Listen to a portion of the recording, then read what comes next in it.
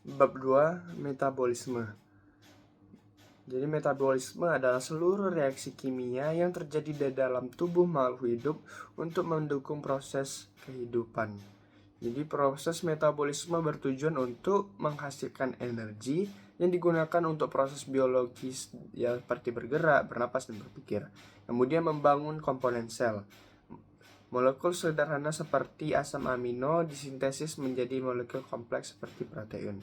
Yang ketiga ada membuang zat sisa metabolisme, yaitu zat-zat yang tidak digunakan akan diekskresikan dari tubuh.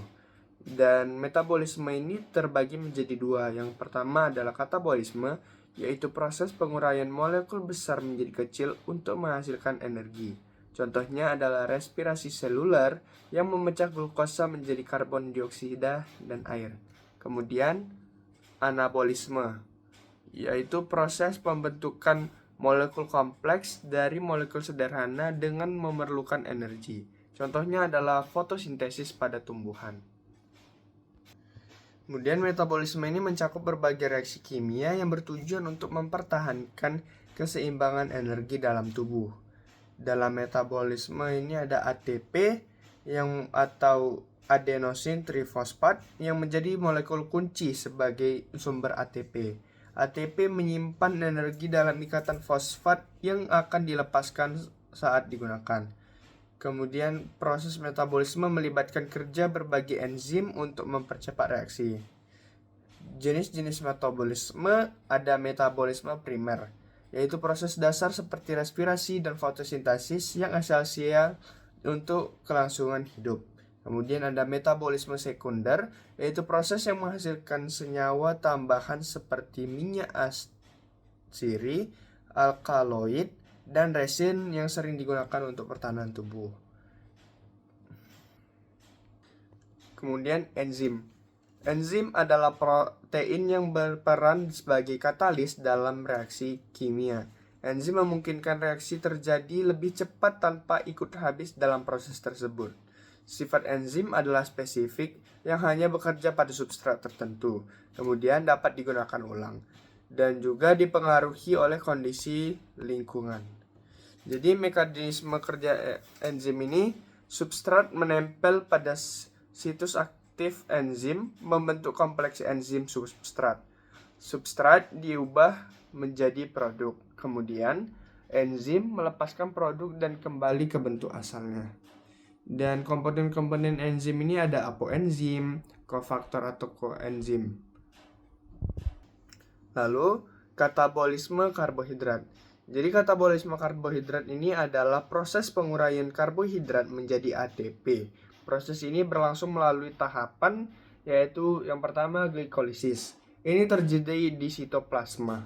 Glukosa atau C6H12O6 diubah menjadi dua molekul asam pifurat, yang hasil akhirnya adalah 2 ATP dan 2 NADH. Kemudian tahapan yang kedua adalah dekarboksilasi oksidatif. Ini terjadi di mitokondria, yang mana asam pifurat diubah menjadi asetil-CoA menghasilkan CO2 dan NADH. Kemudian tahapan yang ketiga adalah siklus Krebs. Ini berlangsung di matriks mitokondria. Asetil-CoA masuk ke siklus Krebs untuk dipecah lebih lanjut menjadi CO2 dan akan menghasilkan 2 ATP, 6 NADH, dan 2 FADH. Tahapan yang keempat adalah rantai transport elektron yang berlangsung di membran dalam mitokondria. Jadi elektron dari NADH dan FADH2 digunakan untuk membentuk gradien proton yang menghasilkan ATP melalui enzim ATP sintase.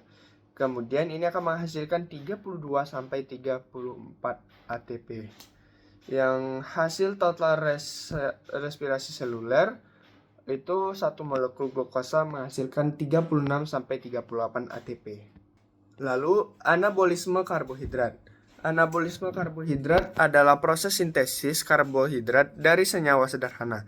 Contoh utama adalah fotosintesis pada tumbuhan. Jadi fotosintesis ini berlangsung di kloroplas dan dibagi menjadi 2 tahap, yaitu yang pertama reaksi terang berlangsung di membran tilakoid. Dan energi cahaya digunakan untuk memecah molekul air untuk menghasilkan O2, ATP, dan NADH. Kemudian reaksi gelap yang berlangsung di stroma kloroplas, yaitu ATP dan NADPH digunakan untuk mengubah CO2 menjadi glukosa. Dan siklus Calvin menghasilkan senyawa seperti G3P yang digunakan untuk membentuk glukosa.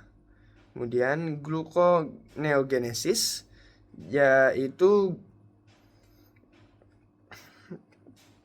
glukosa yang disintesis dari molekul non-karbohidrat seperti asam amino, asam laktat, atau gliserol. Proses ini terjadi di hati. Kemudian keterkaitan proses katabolisme dan anabolisme. Ini berkaitan satu sama lain, yaitu energi yang dihasilkan dari katabolisme digunakan untuk mendukung anabolisme. Contohnya adalah ATP dari respirasi seluler digunakan untuk sintesis protein dan DNA.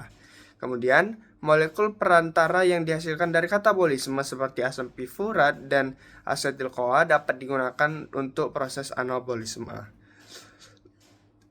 Lalu, pada siklus energi, katabolisme memecah molekul kompleks menjadi kecil menghasilkan energi.